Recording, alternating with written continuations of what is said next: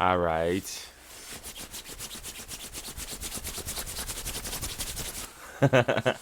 Welcome back to the Violence Casual Podcast. This is officially episode 3. In episode 1, we had some sound issues. And in episode 2, I learned the hard way that you cannot show UFC highlights on your YouTube channel, or they'll flag your shit and take it down. So this, has the potential to be the best, most, well-made episode so far. But who really gives a fuck except for me? So let's go ahead and get right into it.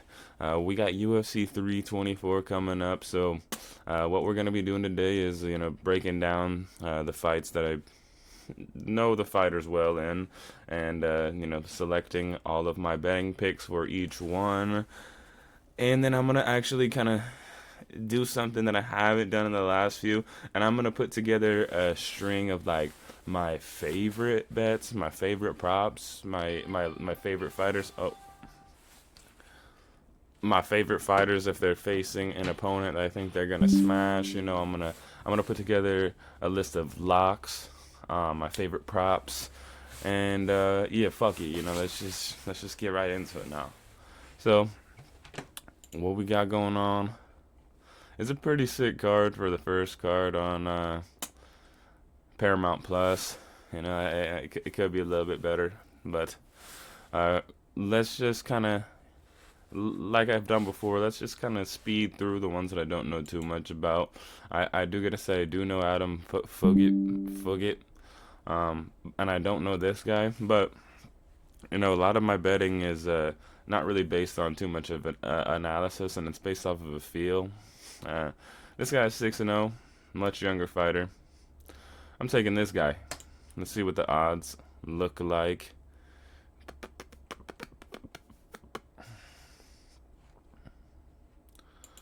Let's show what the odds look like for that fight. This is just Gaethje and Pimblett, bro. Oh, here we go. Sorry. Yeah. I mean, huge favorite. Vegas knows something that I don't, because I don't know nothing about this guy. But before I even looked, I said, I'm taking him. I'm not picking a prop for this, because I don't know who the fuck these guys are. Oh, yeah, and it's a lot of decisions for the guy that I think is going to win. So, yeah, I'm not taking a prop there. Let's move on to the next fight.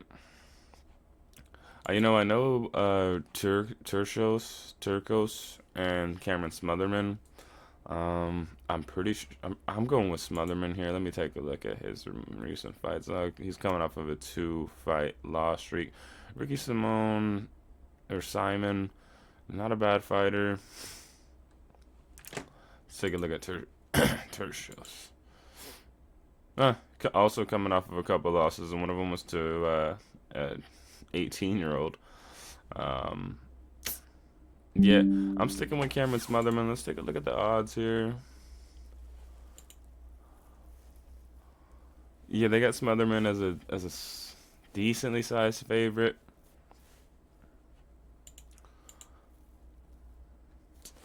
Not a lot of prop odds are live just yet. All right. Well, we're moving on to the next fight. We got. Is this upside down?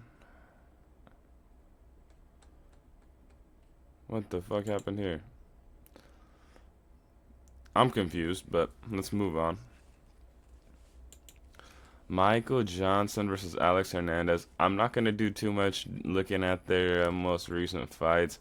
I'm taking Alex Hernandez. Take a look at the odds here. Alex Hernandez is a slight favorite. I'm sticking with Alex Hernandez. There's not a lot of breakdown here. I mean, like, I've seen Michael Johnson fight a lot. I've seen him fight a few times, but there's not really a lot for me to break down here. We're going to get to, okay, Josh Hokett versus Denzel Freeman. Oh, man. Denzel Freeman's got a big reach advantage. I'll be honest with you, I'm biased toward Josh Hockett because he was on the 49ers practice squad.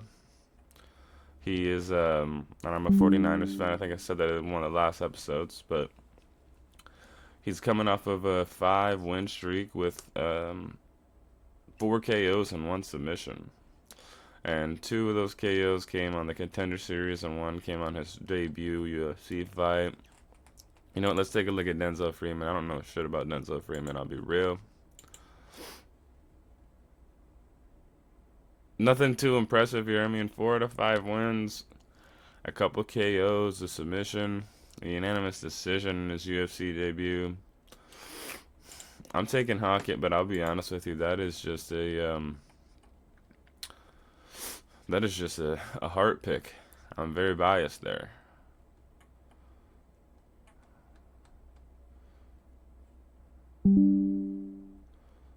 Okay. I don't know if shit got flipped upside down at some point. I'm not really sure what I'm looking at here, but okay. Alex Perez and Johnson. I feel like I already picked on that one. Michael Johnson and Alex Hernandez. And Alex Perez and Charles Johnson. Okay, those are two different dudes. Okay. So Charles Johnson, I believe, is the only person to beat Joshua Van. I'm pretty sure he knocked out Joshua Van. Yeah. And Kavanaugh, pretty tough opponent. He knocked him out too recently. I was definitely watching that one live. That was the Shanghai card, yeah, I think it was Shanghai. Um, Johnny Walker versus. Yeah, that was the Shanghai card. That was sick. That was a sick Johnny Walker knockout. That was awesome. But anyways, back to 324. Alex Perez is. Let me, before I sound stupid, let me actually check his most recent fights, because I think Alex Perez is a pretty dangerous fighter. I'm about to sound dumb here. Yeah. Oh.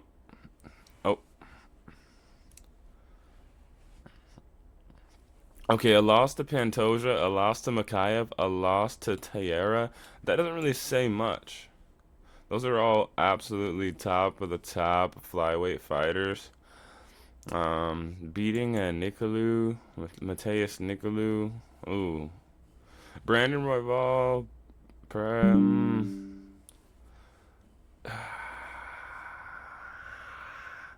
I'm gonna look at the odds on this one, but I am definitely gonna go Charles Johnson. Knockout power. Let's take a look. Charles Johnson is a slight favorite. I'm kind of annoyed that we don't have prop odds on here. I'm pretty sure I actually bet last night on some prop odds on the DraftKings website, so I'm a little confused about where the prop odds went.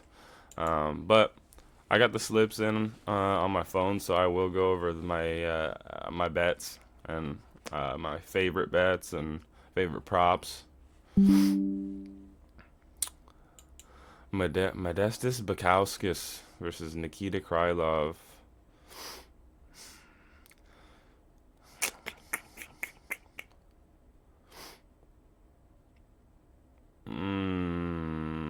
I'm going with Nikita Krylov. He's coming off of a 2-fight KO streak, losing KO streak. You know, this guy's pretty good, and so is this guy. Ryan Spann is a 50-50 fighter. Sometimes he comes out and murders, and sometimes he gets murdered. So, losing to Dominic Reyes in 2025 is not that bad. He was on a little bit of a tear until he ran into the Black Jag.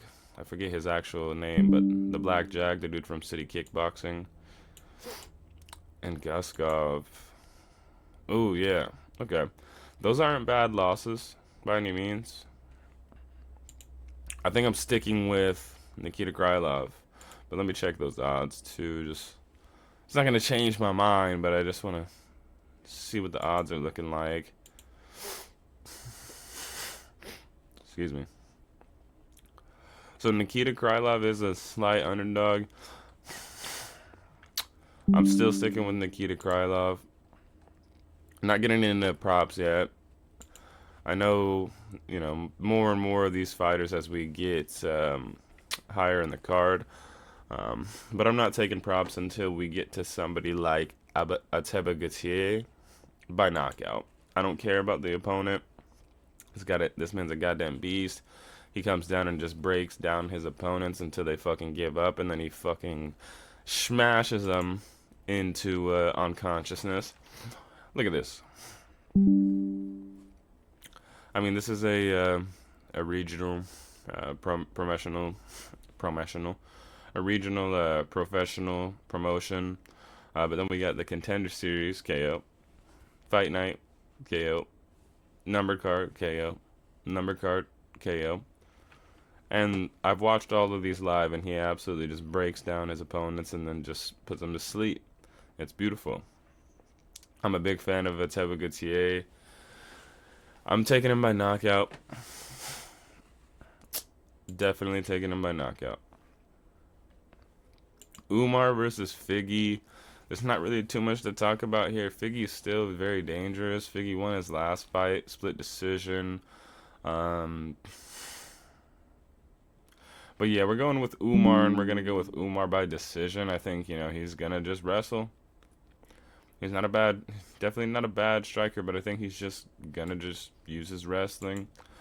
Figgy's obviously got great jiu-jitsu, but Umar's probably going to pressure wrestle him, roll him up, stay in dominant positions the whole time.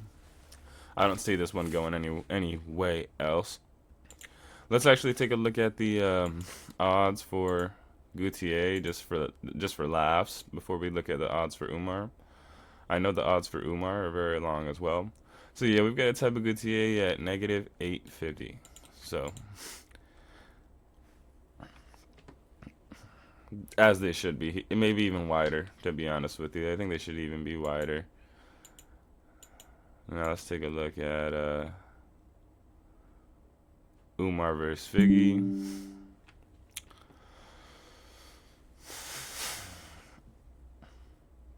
Yeah, negative 1450. Yeah, he's gonna roll him up. He's gonna lay on top of him. That's the only way that I see that it goes, to be honest with you.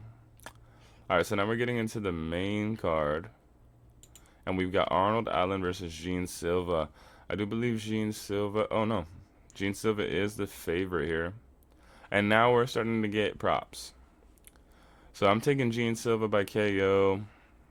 And he's gonna get back to, what he does, which is absolutely just flatlines people. I think that that fight with Diego Lopez, I think it showed a lot about Gene Silva. To be honest, I mean, a lot of people are hating on him. A lot of people are, but I know a lot of people think that was a great stoppage, and I won't argue with that. Man was bloodied as fuck. But I do think he was intelligently defending, and he was still trying to get up. I thought it was an early stoppage, and I thought that desperation spinning back elbow from Diego Lopez was lucky. But I'm a biased Gene Silva fan, but if anything, I hope that he learned from that last fight, and he doesn't just throw wildly the whole fucking time, and sticks to a more measured approach like he has in the past. Patience, waiting for the opening, and then throwing hard.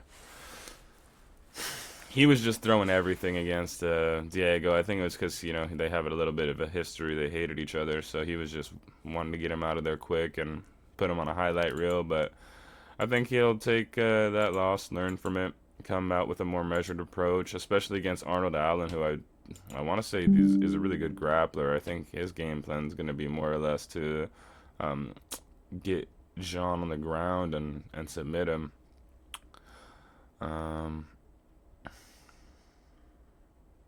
Maybe. Oh no, I'm wrong about that. Damn, man. I be thinking of different people. I'm gonna move on from that. That's embarrassing. I'm a casual, man. I'm a casual. That's why this is called Violence Casual.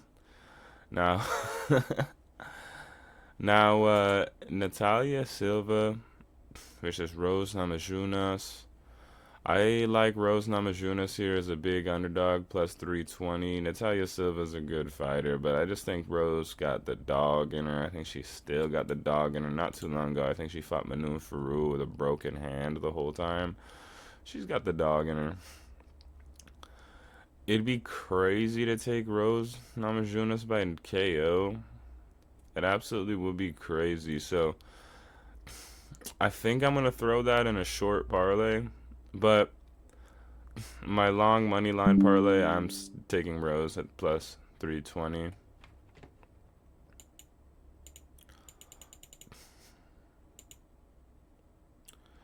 Okay, and here we go. I'm really excited for this fight. I'm a big fan of Waldo Cortez Acosta, and I'm obviously a big fan of Derek Lewis as well. They do have Derek Lewis as a big underdog, and they've got his knockout odds at plus 380. Um, this is just going to come down to these are two guys that have a lot of power. Two guys that have a lot of power. I would say, Derek Lewis being the knockout champion, the man with the most knockouts in the history of the UFC. The power might lean to him, but the athleticism absolutely leans to Waldo. Derek looks like he's in the best shape of his life over these last few fights, but I still think the athleticism leans to Waldo. Um, excuse me. I think the athleticism leans to Waldo, and honestly, maybe this is gonna sound crazy, but maybe even the fight IQ, because I don't often see Derek get past the first, second round. Normally, he knocks somebody out quick just with pressure and just throwing bombs. I think Waldo's a lot more measured. Uh, I think he's gonna probably stay away from Derek for a while, get him to gas out, look for an opening, and put him down. But I really like both of them. I'll be honest, I'm taking Derek Lewis's KO prop as a side bet, but I'm putting Waldo in my parlay, in my long parlay. So I'm going Waldo. So Sean O'Malley versus Song Yadong. I actually went for the double chance. I don't see it on here, so I don't know what the odds are. But I actually went for the double chance for him to either get the knockout or win by decision. I'm going to say Sean O'Malley by decision, though, on this one.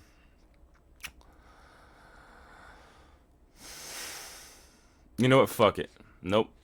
I'm taking Sean O'Malley by KO, and we're moving on. There's not really too much to talk about in this one. I mean, it's Sean O'Malley. Everybody knows Sean O'Malley. He's an incredible striker.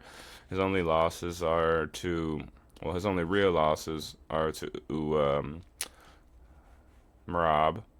And everyone knows Marab's a damn machine. Cardio is on 137%.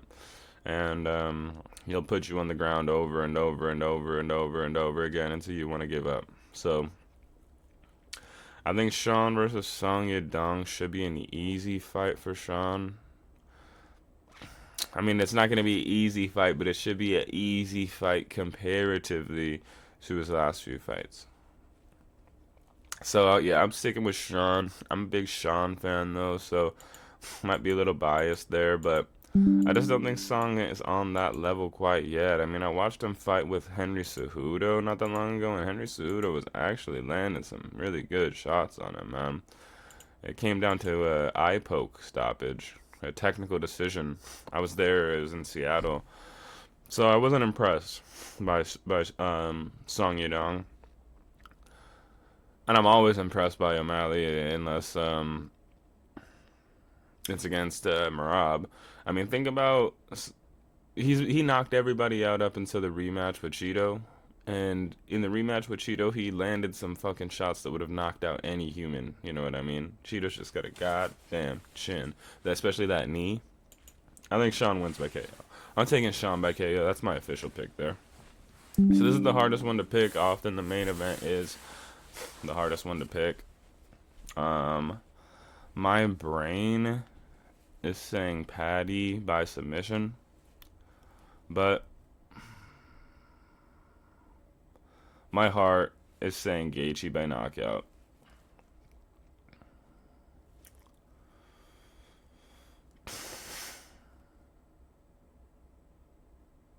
I'm gonna go with Gaethje by knockout. I'm gonna go with Gaethje by knockout.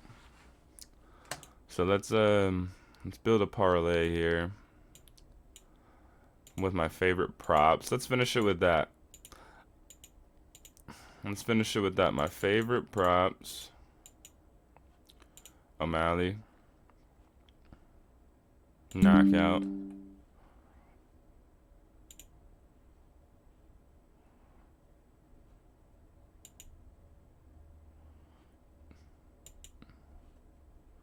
Rose Namajunas. Decision. Gene Silva.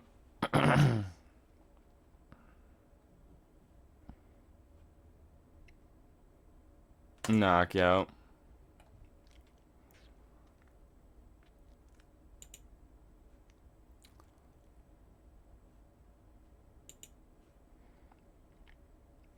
Okay, they're not giving me props for these fights here, but let's just do my favorite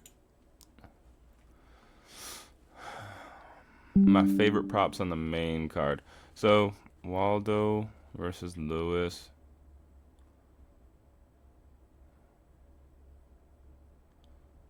Ooh. I'm gonna actually go Waldo decision here. Okay. So this is a plus 9,000 plus 92,300. So if you go $10 on that, that's winning you 9K. I like all those. Obviously, they're probably not all gonna happen, but I like all those. I might actually build a couple parlays before I end this episode.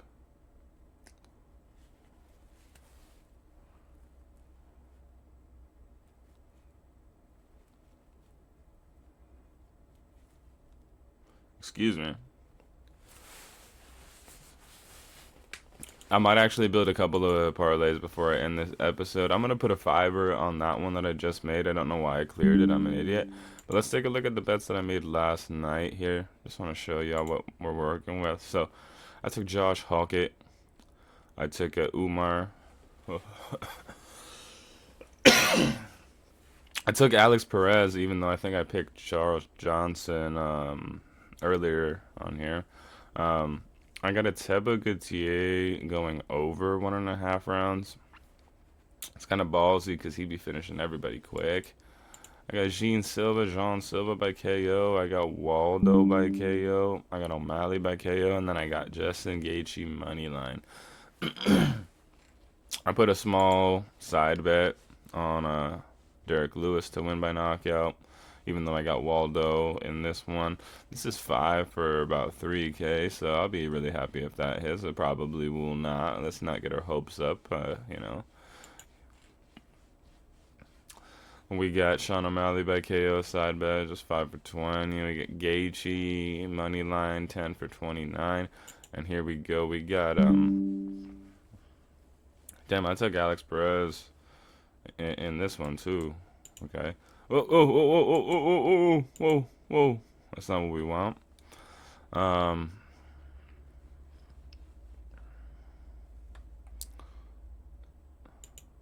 So we got Umar, Alex, Perez, Alex Hernandez. Dude, I keep getting the Johnsons confused in the Perez and Hernandez, Alexander. Come on. It's tough, man. They gotta go by their nicknames or something on here. I got Namajunas money line, Josh Hawkett money line, Sean O'Malley decision here, John Silva KO, Paddy Pimblett submission here, Derek Lewis KO here, and then we got Paddy submission, O'Malley KO, double chance. Here's the one. Method of victory, double chance, KO or decision. Derek Lewis, KO. Jean Silva, KO. 10 for 4, about 5. This is 10 for fucking 20k. Yeah, those long ones are not happening, but they're fun, man. They're fun, man. Let me actually go ahead and build a safe parlay before I end the episode. I want y'all to come away with something from this that actually makes sense, because a lot of what I'm doing is just field picks. A lot of what I'm doing is just field picks. Let me go ahead and drop a little 20 on my DraftKings real quick. And then let's just do some straight money lines. Like, I'm going to do like 4 of them and put 20 on it. I wish I wasn't going to be in New York this whole next week. I'm leaving on Wednesday, coming back Tuesday. I will be watching. I'm going to try to find like a sick-ass sports bar or whatever, casino, something like that with big-ass screens, so I can kind of like document some of it, maybe make a little vlog of me watching the fights live at the casino. Damn, it just logged me out. But anyways, yeah, I'm gonna try to build something safe before I end the episode here, just so that you can come away with something that I actually, put some thought and analysis to, and not just bias and feel and looking at odds and letting the odds sway my decision. I'm gonna give you something that I think is pretty safe. Throw a little 20 on it. Let's go. Hold on. Don't look at my personal information, please.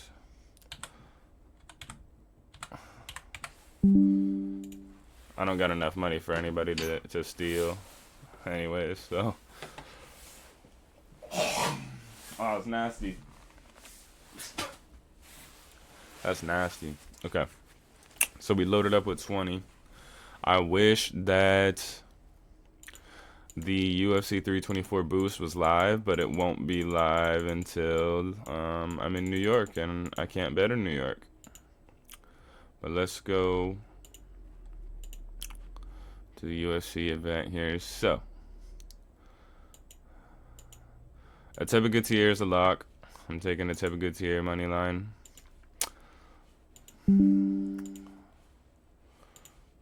I think Umar's a lock. At negative 1450. I'm not putting that in there. You know what? Fuck it. I'm putting it in there. I don't give a fuck. I'm taking Josh Hokett.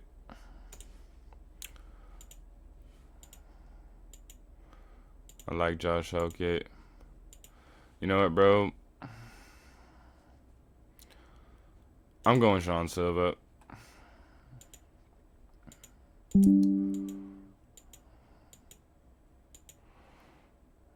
I'm going Sean O'Malley.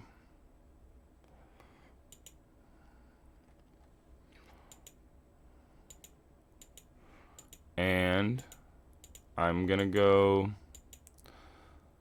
Justin Gaethje.